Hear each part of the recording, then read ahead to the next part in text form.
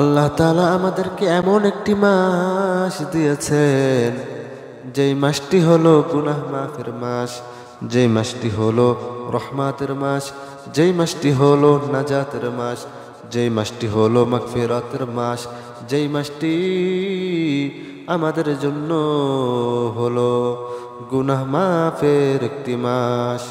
এই মাসটিতে যে যত বেশি ইবাদত করতে পারবে, যে যত বেশি আমল করতে পারবে, সে ততই নেকি অর্জনের মালিক হবে। এই মাসটি হলো রমজানুল মুবারক মাস। এই রমজান মাস এক এক করে সবগুলো রোজা চলে যাচ্ছে, চলে যাবে।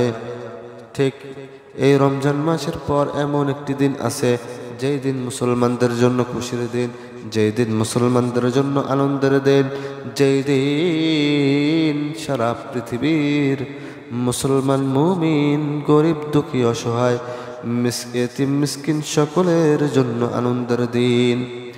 এই দিনে হযরত ওমর ফারুক রাদিয়াল্লাহু তাআলা আনহু তার কামরার ভিতরে বৈশা, হয়তো নামাজের পূর্বে অথবা নামাজের পরে, তার কামরার ভিতরে বৈশা কান্না করতে আছে। এদিকে তার কিছু অনুসারীরা তাকে খুঁজতে আছে যে সাহাবী হযরত ওমর রাদিয়াল্লাহু তাআলা আনহু কোথায়। খুঁজতে খুঁজতে তার কামরার কাছে এসে পৌঁছলো। ভিতর থেকে আওয়াজ আসছে, ওমরের কান্নার আওয়াজ। দরজার ভিতর বাহির থেকে তার কামরার বাহির থেকে বলল, হে ওমর, হে সাহাবী, আপনি দরজা খুলুন, কিসের জন্য আপনি কান্না করেন? অনেকক্ষণ বলার পর হযরত ওমর ফারুক রাদিয়াল্লাহু তাআলা আনহু কামরা খুলল। কামরা খোলার পর সাহাবীরা জিজ্ঞেস করলো, হে সাহাবী, হে খলিফাতুল মুসলিমিন হযরত ওমর রাদিয়াল্লাহু তাআলা আনহু, আপনি কেন কান্না করতেছেন? আজকে তো খুশির দিন, আজকে তো আনন্দের দিন, আজকে তো খুশি থাকার উচিত, আজকে তো আনন্দ করা উচিত, কিন্তু আপনি কেন কান্না করেন? আমরা কি অপরাধ করেছি যে কারণে আপনি কান্না করেন? হযরত ওমর ফারুক রাদিয়াল্লাহু তাআলা আনহু বলেন, তোমরা কোনো অপরাধ করো নাই, তোমরা কোনো খারাপ কাজ করো নাই। আজকে আনন্দের দিন, আনন্দ করবা এটা স্বাভাবিক। আজকে খুশির দিন, খুশি করবা এটা স্বাভাবিক। এটা তোমাদের জন্য খুশি, এটা সকলের জন্য আনন্দ। কিন্তু আমি ওমরের ভিতরে কোনো আনন্দ নাই, আমি ওমরের ভিতরে কোনো খুশি নাই। কারণ কি? কারণ হলো রমজান মাস চলে গেছে, তারাবির নামাজ আদায় করলাম, আল্লাহ তাআলা কবুল করলো কিনা জানি না। রমজানের রোজা রাখলাম, আল্লাহ তাআলা কবুল করলো কিনা জানি না। আমি আগামী রমজান পাবো কিনা এই ভয়ে আমি আল্লাহ পাক রব্বুল আলামিনের কাছে কান্না করি, তওবা করতেছি।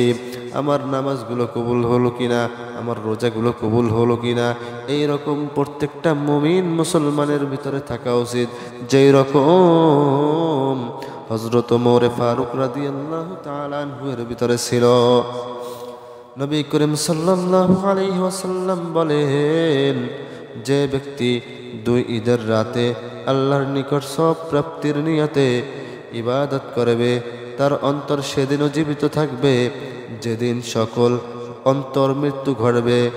এটা হলো ইবনে মাজাহ শরীফের ভিতরে এই ঘটনাটা উল্লেখ করা হয়।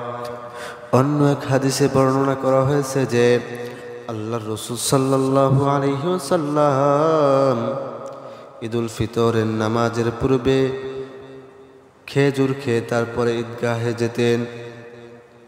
অন্য এক বর্ণনায় আছে যে তিনি খেজুর খেতেন বেজোর সংখ্যক খেজুর, অর্থাৎ একটা অথবা তিনটা অথবা পাঁচটা। সে কখনো জোর সংখ্যক অর্থাৎ দুইটা, চারটা, ছয়টা এরকম খেজুর খেতেন না। এজন্য আমাদের করণীয় হলো যে ঈদুল ফিতরের পূর্বে, ঈদুল ফিতরের আগে, আমাদের মসজিদে যাওয়ার আগে, ঈদগাহে প্রবেশ করার আগে মিষ্টি জাতীয় কিছু খেয়ে যাওয়া উচিত। মিষ্টি জাতীয় কিছু খাওয়া সুন্নাত।